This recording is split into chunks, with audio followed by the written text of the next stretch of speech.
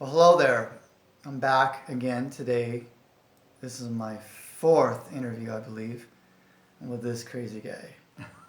He's known out here in the community as Kopo Magic. We created this atmosphere where we finally got a little light. I've had some dark interviews, so we got some light on us. We have his amazing heart behind us and an awesome gong that he uses for his experience. A lot of you know him as a musician, and he's played harp and done a lot of different events here in Salt Lake and other places. He's getting some exposure with the new PR rep he has. He's working with on radio and things in the other states. But I want to touch on some different things that maybe other people don't talk about. Maybe you don't know about. Kopo's had some growing experiences with his health and other things, and I want to dive right into it and let Kopo talk about. I want you to talk about your experience with what it was like going through um, the different things you had in the last couple of years. Because like when people go through growing, they kind of say maybe they get a little quiet on social media and stuff and stop promoting and playing. Talk to me a little bit about your experience of your healing of your body over the last couple of years. For sure. So I had Lyme's disease, and I don't know if anybody out there's had Lyme's disease or know anybody that has it, but it's not an easy thing to go through. It's an emotional roller coaster, physical roller coaster, and literally every day I had to step in to look inside to find my light in the darkness of a disease. And it wasn't an easy thing to go through, and I literally had to start saying no to events and had to step back and literally heal myself. And the biggest thing that got me through it was the Ho'oponopono and chanting and singing the four phrases and allowing my body to heal and in a different way and with frequencies and finding my own path through my disease. It wasn't, like I said, it wasn't an easy journey, that's for sure. Because I literally had to step back almost a year from doing music and creating music to heal, and yeah. So maybe some people out there don't even have a clue what Ho'oponopono is. Can you go through the statements of what that is? Yeah, so it's an ancient Hawaiian forgiveness prayer, and the word Ho'oponopono in translation means making it right. And it's about healing relationships with yourself and healing the world through four phrases, which is I'm sorry, please forgive me, I love you, and thank you. So it's a process and it's a way of life, it's a way of being with the Ho'oponopono. And with my Lyme's disease, there was a point where I couldn't release all the toxins I was holding in. And my doctor, because I went to a holistic doctor, and he asked me, what is it that you do that motivates you?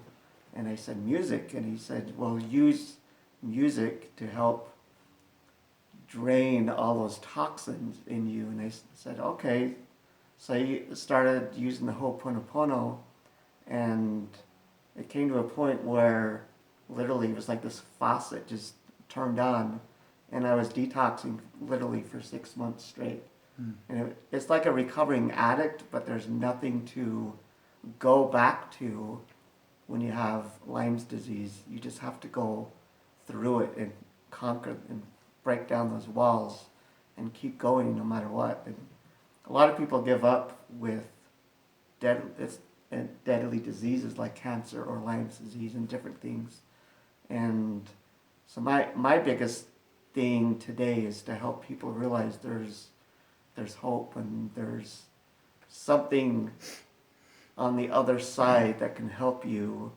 And there's so many tools out there, especially in our community here just in Salt Lake City, that people can dip into and look into and to help them not only through their sickness but their emotional and spiritual health and finding their way in being part of this community.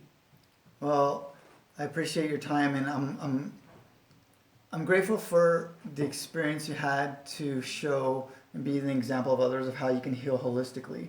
That's a big deal. A lot of times, people maybe just and it's needed. They go to a regular doctor and they get pharmaceuticals, and sometimes it's not good because it's poison in their bodies. But at the same time, it's necessary. Like if either one of us broke something, we want a professional cast. We don't want to just go to a holistic healer and put some gauze on us with some lavender oil. We do sometimes need professional surgeries. Like I just recently had a hernia surgery, and I just couldn't put lavender oil on it and heal it and wish it to go away. That's not how energy work works.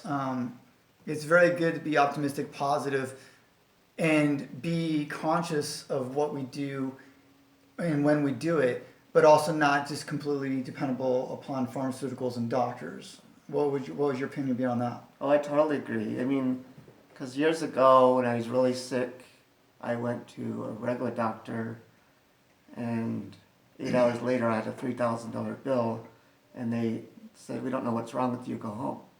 So that's why I was looking into holistic medicine, because I wanted an answer and I wanted to know how to deal with the sicknesses and things I was going through.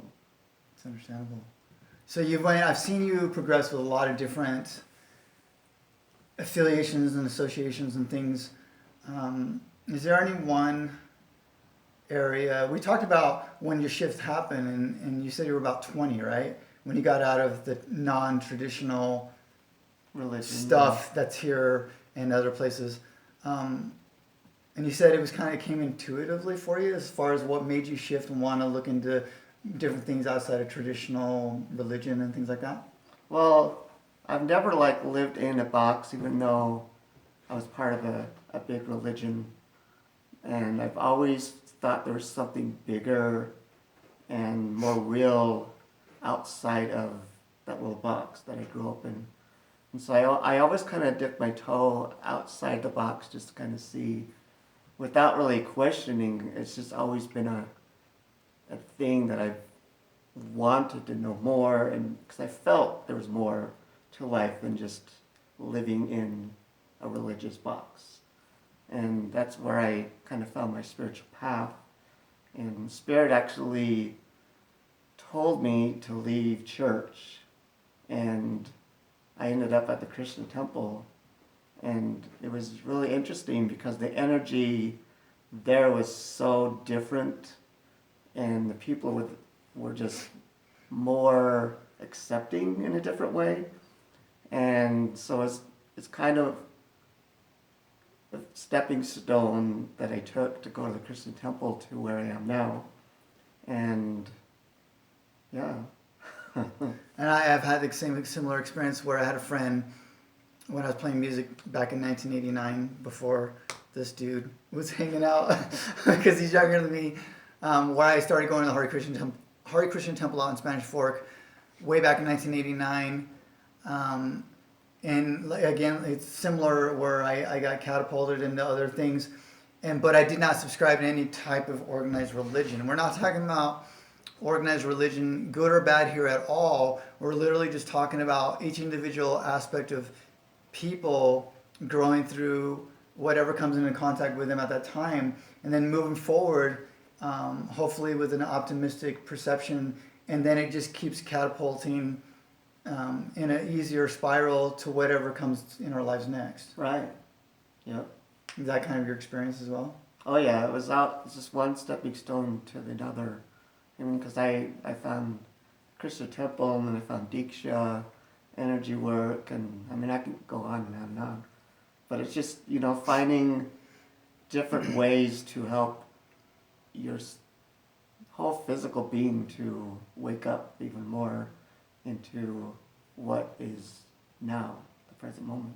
And sometimes spiritual experiences can be something simple, which me and Kopo have had a lot. Sometimes a spiritual experience is going and hang out with Kopo at a movie theater on a $5 Tuesday night. And that's a spiritual experience together in a lounge chair that we can put our chairs up and eat Right. greasy popcorn. But we don't have to have greasy popcorn every single day, but we can still enjoy it in moderation if we want. Totally.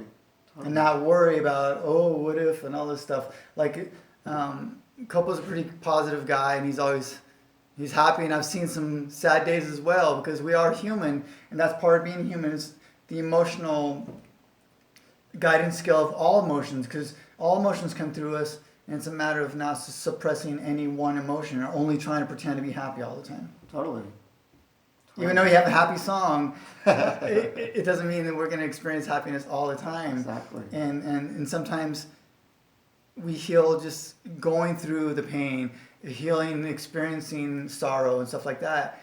And so I'm grateful to be able to witness all these different experiences and emotions with you over the last several years. And I do appreciate our friendship on a Tuesday night at the movies, or different things we do together, and in the future coming up. So this video is a little bit more intimate. You guys know about Kopo's music, but if you don't, click on the link below this video, and then you can learn more about that part of him at a different time when you choose. So is there anything else you'd like to add to this? Just stay positive and keep pushing forward. So would you say it's safe to say, Kopo, that me and you are friends in real life and not just on Facebook? Oh, yes. Totally.